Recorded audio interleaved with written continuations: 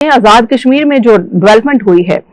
یہ سیاسی ڈیولپمنٹ کو آپ کیسے دیکھتے ہیں کہ آزاد کشمیر میں پی ایم ایل این نے جو اس وزیر اعظم کو نامزد کیا ہے وہ تو اپنی سیٹ ہار گیا تھا، لیکن ٹیکنوکریٹ کی سیٹ سے اس کو لایا گیا اور اب اس کو آزاد کشمیر میں وزیر اعظم کے لیے نامزد کر دیا گیا ہے۔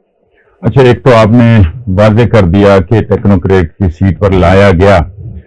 تو بس اس کے بعد بات تو ختم ہو جاتی ہے، لیکن چلیں ہم نے بھی یہاں کوئی کام کرنا ہے اپنا، تو ہم بھی کوئی کر لیتے ہیں کوئی اس پہ بات چیت۔ معاملہ یہ کہ کوئی 2-3 دن پہلے تو یہ خبر چل رہی تھی کہ جو آزاد کشمیر کے نون لیگ کے صدر ہیں شاہ غلام قادر،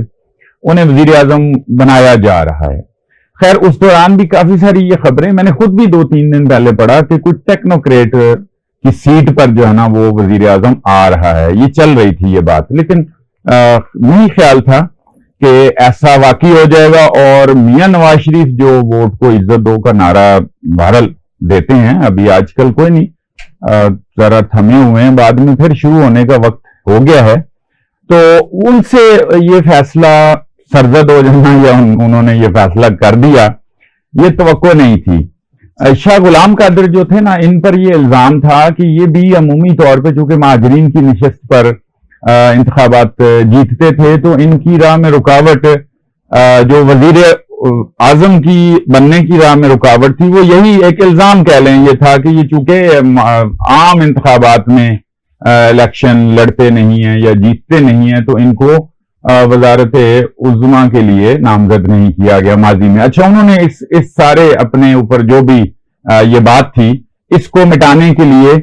وادی نیلم میں اپنا ایک حلقہ چوز کیا، وہاں کام کیا، وہاں سے وہ منتخب ہوئے۔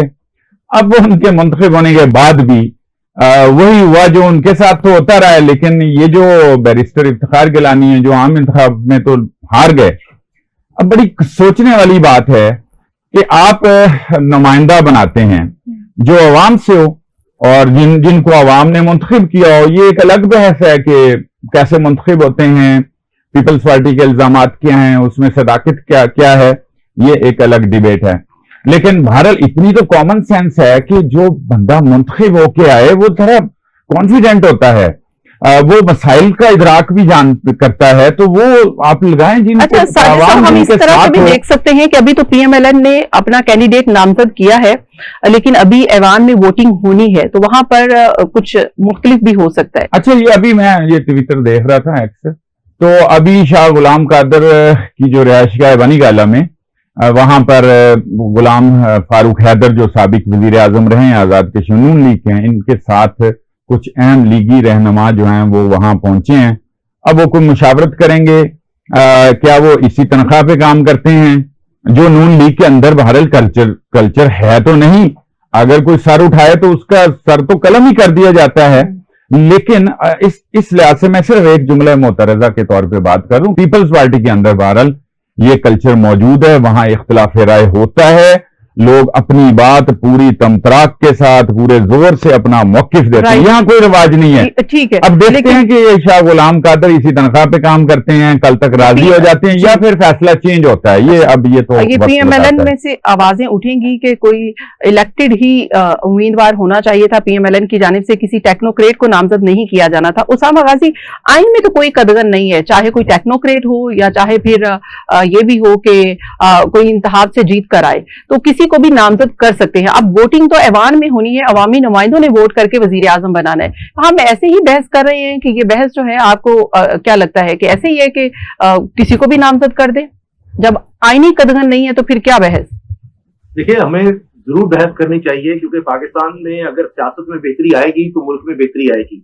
اور قانون میں بہتری آئے گی۔ قانون کی بنیاد بھی اخلاقیات پر ہوتی ہے، ہمارے ہاں اگر نہیں ہے اخلاقیات سیاست میں تو مجھ سے بات کرتے رہنا چاہیے۔ اب صرف یہ نہیں ہے کہ ہم یہاں پر بیٹھ کر بات کر رہے ہیں، آپ اندازہ لگائیے کہ جو فیورٹس تھے جن کے بارے میں کہا جا رہا تھا کہ یہ لوگ زیادہ اہل ہیں، زیادہ پرانے ہیں، تجربہ کار ہیں یا قریب رہ رہے تھے، ان میں شاہ غلام قادر صاحب کی اس طرح بات کی، وہ کیا کہتے ہیں جی، ایکس پر نے پوسٹ کیا ہے، آزاد جموں کشمیر کے غیور عوام کو یقین دلاتا ہوں کہ ان کے عزت و وقار پر کسی قسم کا سمجھوتا نہیں کروں گا، نواز شریف کے نعرہ ووٹ کو عزت دو کو یقینی بنائیں گے۔ اب یہ انہوں نے طنز کیا ہے میاں نواز شریف صاحب پر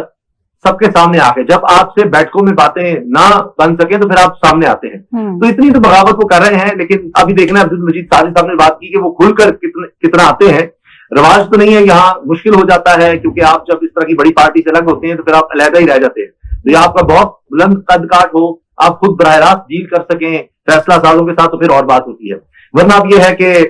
शरीफ खानदान के साथ ही आपको चलना पड़ेगा, क्योंकि कम से कम फिर आपकी नेक्स्ट जनरेशन की बारी भी आ सकती है। जिस तरह बाकी लोग हैं तो उनकी नेक्स्ट जनरेशन को भी मिल रहा है, उससे नेक्स्ट जनरेशन को भी मिल सकता है। वरना फिर आपका पत्ता साफ हो जाएगा, फिर आप शायद खान अब्बासी की तरह हो जाएं, या कई और लोग जो अलग हो चुके हैं बागी ना हो जाएं, जावेद हाशमी ना बन जाएंगे, दूसरे तीसरे जो इस तरह के लोग हैं जो आवाज उठाते हैं।